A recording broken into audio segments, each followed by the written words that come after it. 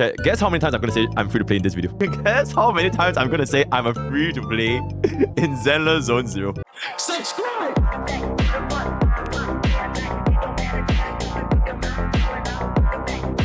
Hey guys, MrPokke here, back with another video, and this is going to be my Zenless Zone Zero review. As of the live version, I've currently been streaming for more than 10 hours. I'm currently a complete free to play.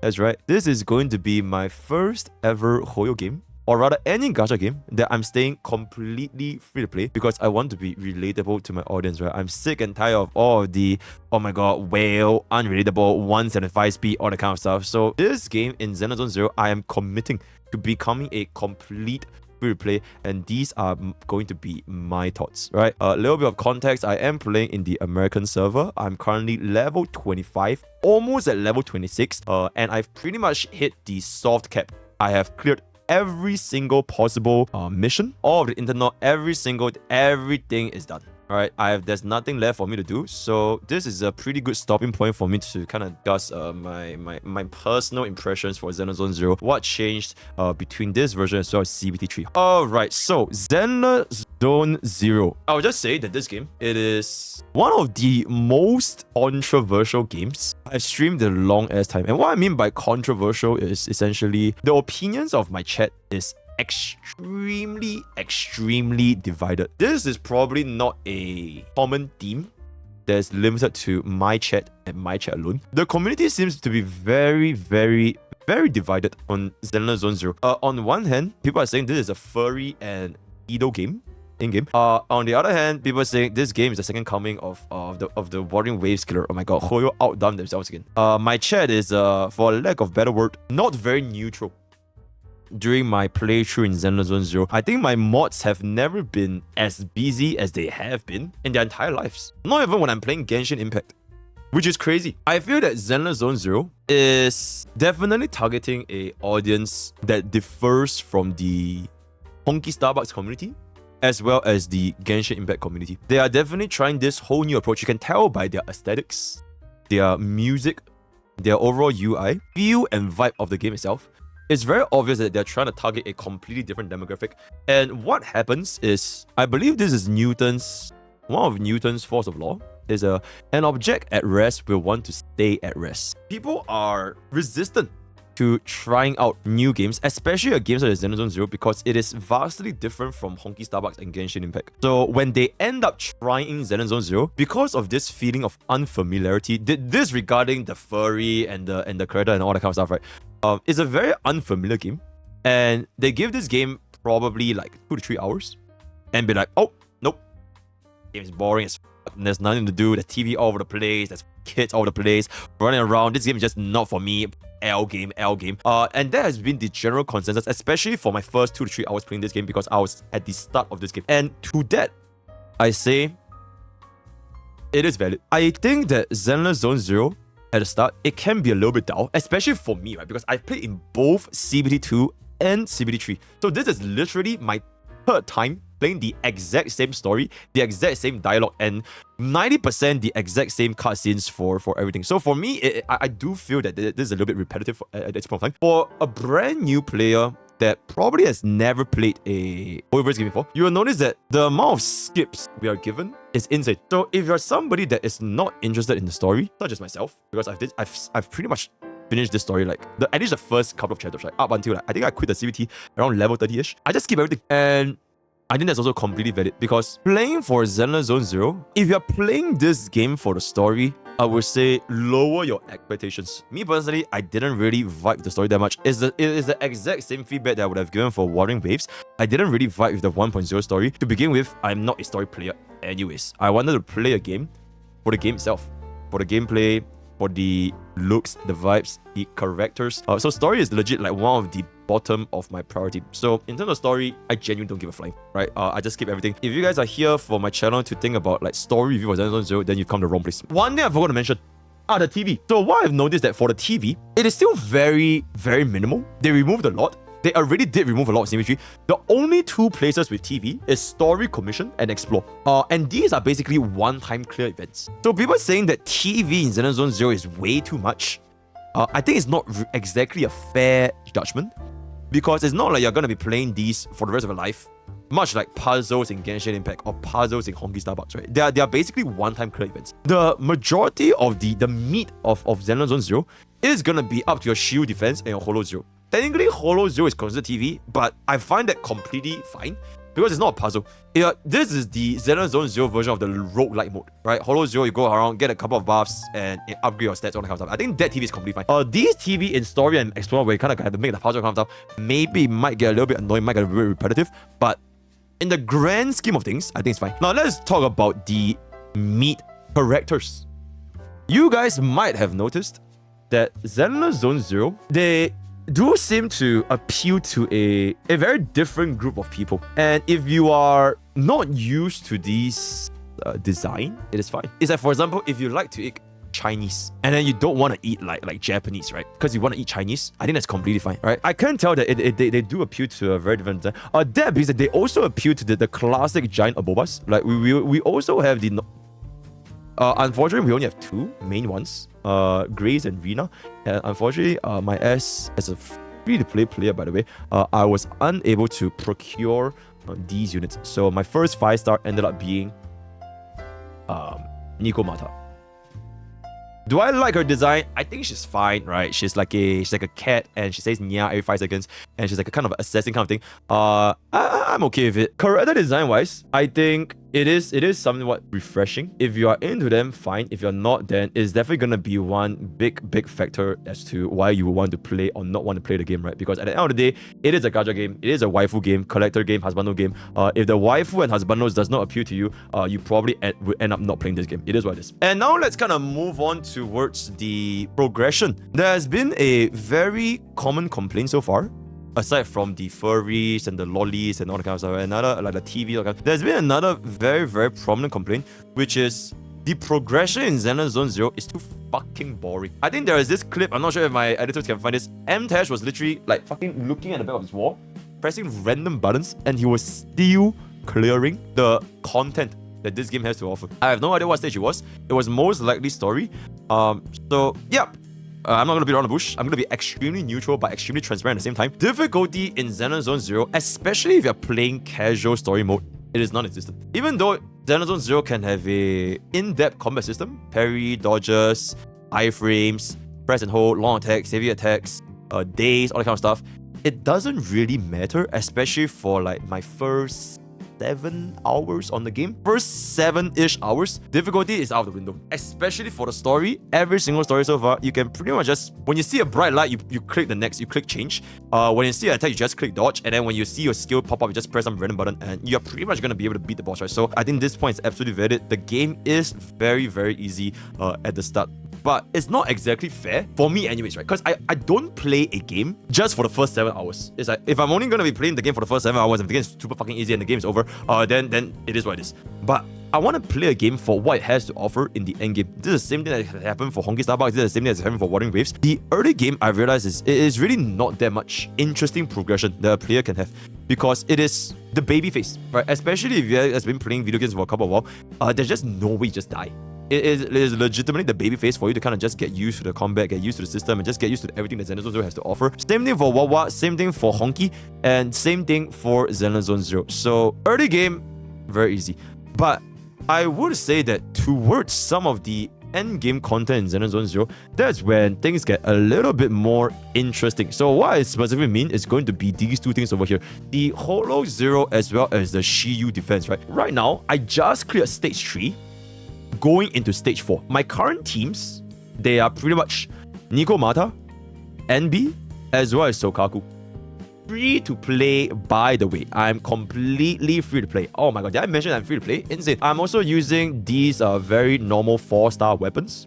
Alright, and a couple of random +0 gears. Free to play, by the way. The only upgrade I had for my tracers is pretty much Nico Mata. This is the only unit that I have for the tracer. Everyone else is legit just level 1. And I just unlocked this note over here. I would say, if you were to just blindly press random buttons in shield defense, especially towards the later stages, or especially even Holo Zero when you don't get the right buffs, it wouldn't be as easy as what people make it out to be. And if it was, then something's wrong with this game. If right now, as a free-to-play player, I can blaze my way through all the way until here, then something's wrong with this goddamn game, right? I am really starting to feel a little bit of oomph. It's a kind of a mix between both DPS check, which is depending on how much damage you do, and the bosses start to actually hit for a little bit. You will just miraculously notice that your character's health is at like what, fucking half health, right? And you didn't even notice, because I've been so used to this game becoming like, oh, I'm just gonna press random buttons and this game is gonna be fine. I've becoming so used to this mindset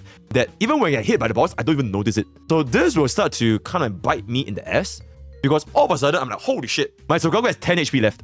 And it just happened out of nowhere. So that's where some of the this kind of things will bring up. So I wouldn't expect Zenless Zone Zero to be full-on easy mode for the rest of the game. And if it was, I do apologize for this video, but this is basically my first 10 hours playing Zenless Zone Zero at level 25, right? So this is gonna be the benchmark. Speaking about progression, the combat system itself, because the early portions of the game, they were so easy, a lot of players probably didn't even grasp the proper team building.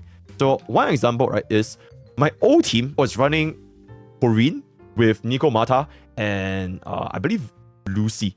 Yeah, Lucy. And then I shoot as well. So I was running these two teams, right? So basically, I didn't even run a stun unit or NB, right? I didn't run a breaker. I didn't really notice the difference because enemies were just dying left, right, center anyways. Everything was dying. I don't give a flying fuck if I break them or not, they just did. But towards the end, I had a very substantial jump. There was this particular stage where I suddenly just dealt like no damage. My Korean was dealing like 3 damage, 7 damage per tick. And the fight just took on like so long. This particular stage, the criteria for you to hit an S rank, I believe it is to hit a 4-minute clear. Yep, a 4-minute clear. For this particular stage, all of a sudden, I hit a massive DPS check where I beat this stage in 6 minutes and 40 seconds because my team did not have a breaker. Having a stun unit in your team is absolutely pivotal. You have to have a stun because of this right here. This impact. 141 impact. If you don't have a stun unit, the rest of the units that are dealing like a lot lower, almost 50% lower impact. So you are, and this person is like 86, right? It is a lot lower. So you build up your daze bar a lot slower. And the reason why you really want a stun unit is because triggering daze allows you to launch your coordinated attacks. It allows you to deal increased damage to the enemy, and it allows you to replenish your parry counters. If you do not trigger the daze, you can't even parry because you just run out of the charges eventually. And this is something that I felt towards the end, where the bosses take a very long time to daze, that I couldn't even parry anymore.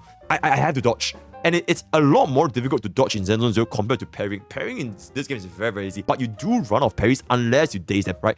So this is one of the reasons why, that combat in this game is not something that you can kind of just brute force the entirety of the game. You kind of have to have some sort of decent team building. You kind of have to run a daze, run a DPS, and run a support. And then I realized that my experience running this team, it was infinitely better compared to running a team without this. So this is going to be one example. And I'm pretty sure there's going to be a lot of examples for like minor steps that you can do to improve your overall damage output. For example, Nico Mata, right, trying to getting the backstab. Unbi trying to land your whatever the fuck. Soldier 11 landing a perfect dodge, and then afterward you can do the what is broken can be reforged, right? Riven, fire damage deals absolutely insane. All these small things, they make a minor but additive amounts of difference to your overall damage output in Zenless Zone. Does it matter? You guys will probably think I don't even need to give a fuck about this because this game is so easy. But towards the end, it will start to matter, right? So that is gonna be my impression for the overall combat. And I know some of you guys that are not so neutral, you're probably dying to hear this.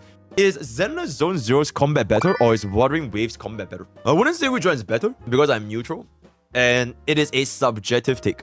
But I'm gonna list which one is easier. I feel that for me personally, Wuthering Waves combat was more difficult compared to Zenless Zone Zero. The parry windows, you can't just click a button and you automatically parry, because I don't think I have ever failed a parry in Zenless Zone Zero unless I legit just missed the timing. In Zenless Zone Zero, as long as there's a yellow light, you press swap teammate, you are gonna land the parry. No matter where you are, no matter where you're standing, where the boss attack is coming from, you are gonna land the parry. In Wuthering Waves, parrying is a lot more precise. You legit have to match your character's weapon with the incoming boss attack, and then it will trigger the parry. If the boss is coming at you this way, but your weapon is still here, and it hasn't connected, it wouldn't parry. So in terms of details, right, like attention to details, Wuthering Waves parry system is definitely a lot more strict compared to Zenless Zone Zero. So that's one example. Another example is in Zenless Zone Zero, you basically only have one ultimate. And 99.9999% of the time, you are going to be using this ultimate from your main DPS to do the absolute highest amount of damage output. Although there might be some niche situations here and there, but there's only one ultimate in this game. Once you use the ultimate, you have to charge all over again. In Wuthering Waves, you cycle your ultimate gives you energy, and then after that, console energy, intro, outro buffs, all that kind of stuff. All this kind of stuff, it is not in Zenless Zone Zero. So that's also another point to consider. Okay, I think attack patterns, they are kind of similar with Wuthering Waves. Some units in Wuthering Waves, their attack patterns are very, very one-dimensional. Same as Zenless Zone Zero, right? Like, Nigo Mata, you have a heavy, you have a basic, you have a skill. That is pretty much it. But some units like Sokaku, for example, if you take a look at Sokaku, her skill has like multiple different. She has a special attack, she has an EX special attack, and she has a normal special attack. So in this, kind of depends on which stage are you pressing and holding, are you pressing a skill, how many times are you pressing. There will be very, but same for Ellen. Ellen also has multiple stages of skill, right? So some units, they do have a little bit slightly higher depth, right? All this kind of stuff. So maybe in terms of attack combos, I would rank them around the same.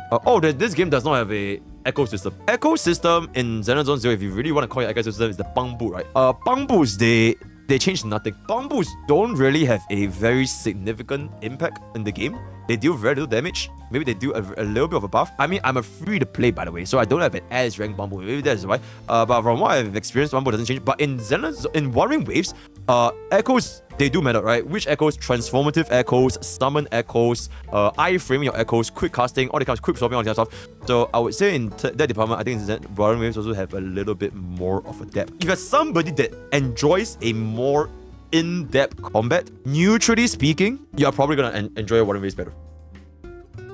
Probably. This is, of course, a subjective take. You feel free to disagree with me if you think Zenless Zone Zero combat is more difficult than Wuthering Waves. But this is what I've experienced, and this is coming from someone that's been playing Wuthering Waves since 1.0 all the way up to now, and this is coming from someone that's been playing Zenless Zone Zero from City 2, City 3, and now 10 hours into the live version, right? So that's gonna be that. Overall resources as a free-to-play. I'm a free-to-play in Zenless Zone Zero. I'm a complete free-to-play in Zenless Zone Zero. Right? I feel that my resources, they can get a little bit tight. I used 2 of these batteries so far. I still have 4 more. I didn't refresh a single time, and I missed 1 day worth of coffee. I am starting to foresee that it's gonna take a little bit to enhance this, right? So I've completely run out of materials for my tracers, for this ascension thingy, for even my leveling up, right? So these 3 are pretty much the only units I'm going to be raising as a free-to-play player in Zenless Zone Zero. I'm not gonna bother raising Team 2.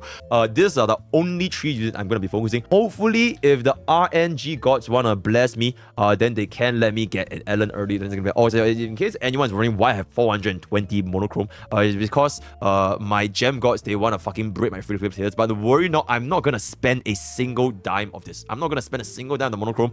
Even my viewers top of me, I'm not gonna spend anything whatsoever. So that's gonna be that. But yeah, hopefully we get Ellen. If we don't get Ellen, then I'm just gonna run this team, right? I'm just gonna be running this team. It is what it is. Overall progression, I feel a little bit of a bottleneck. Maybe Will don't feel it, but if I cannot imagine anyone building more than 1 team right now. It is just straight up it's so difficult to build more than 1 team. Unless you are legit like just power leveling everything, max refresh, all that. For me right now, I'm feeling a little bit of a gap. And yep, do not farm these drives. Do not farm these drives. Do not farm these drives. I've only been using the ones I can for free. Nothing else, right? I'm completely not getting anything else whatsoever. So that's gonna be that. Zenless Zone Zero is a very chill game. I don't foresee this being a main game because it has already been my first day, and I already got the war, right? I got the war, I got the level war, and it's been day 1. So I don't expect this to be a main game. Just like any other Hoyoverse games, I don't think MiHoYo is making a main game for anybody. They are kind of like the Apple of the gacha game industry. They want to make multiple different games. People log in for 10 minutes and log out. That's pretty much it. And I foresee Zenless Zone Zero being this very chill, very casual. You hop on, you do a couple of boss fights, all that kind of stuff. In conclusion of my first impressions of Zenless Zone Zero, I don't think this game deserves the hate that it's getting. I think the majority of reasons is 3, right? Number 1, TV. Number 2, the game is too fucking easy. And number 3, furry and pedo in-game. I think these are the 3 main reasons why Zenless Zone Zero gets so much hate. TV, like I mentioned, one-time clear thing. Doesn't even matter. Game is too easy. It's not gonna be too easy towards the end. There's no Elden Ring, guys. You're not fighting a fucking tree sentinel at the starting spawning pool, right? Furry and pedo, this kind of thing, this is a pretty subjective take, and I'm not about to get cancelled by the lolly community on the counter. If you don't like the character design, then so be it. It's not a cup of tea. It's not like this game is entirely, you know, like... Yeah, character design is a pretty subjective thing, so I'm not going to talk about it. But I feel this is probably the only valid reason. If you guys don't like Zenless Zone Zero because of the character design, because of all the other designs all here and there, I think that's fine. Because at the end of the day, a gacha game, you guys wanna play for your waifus and whatever, right? And if you guys don't like these kind of characters because there's too many or like whatever, I think that's a pretty fair take. Because this is basically just a matter of taste. I will be continuing to play Zenless Zone Zero. I will be continuing my first ever free to play gacha game. I'm completely free to play. Editor, help me correct how many times I said the word free to play. And I can kind of foresee myself having a similar future of Zenless Zone Zero compared to all the other games. I'm not exactly like a singular game streamer. If there is nothing to do in the game, whatever gacha game it may be, I'm not gonna force myself to play the game. Which is why you are probably never gonna get a I'm quitting XXX. I am burnt out from XXX. Because you can always just play a different game. Right? It's not that deep. For me anyways. That's the way how I operate. I'm not bound by a contract. Oh my god, Hoyo contract. Oh my god, it didn't say I can't play any other games. Oh my god, I can't play League of Legends. I can play whatever fucking game I want to play. And if the game is gonna be fun for me, I'm gonna keep playing, right? So that is probably gonna be how I'm gonna be cycling. Right now, Zenless Zone just released. Gonna play this 1 week, 2 weeks. When there's nothing left to do, I'm gonna be hopping on. And if my viewers think that I'm a traitor, I'm a Hoyo shield or I'm a Kuro shield because I quit the game, or I quote unquote quit the game, I'm sorry for not giving up. Okay, with that, we have come to the end of today's content. Let me know what you guys think in the comments below, or join the Discord, discord.gg, Pokke's. We're a very active community talking about Honkai story on Zenless Zone Zero and Boarding Waves and Genshin Impact, or any sort of gacha games on a daily basis. Want to check out my stream? That's twitch.tv for MrPokke and youtube.com. I'll be streaming every single day. Surely will be under the Discord. Holy fucking shit. That's all I have today. All the best for your Ellen pools, and I'll see you guys next time. Take care.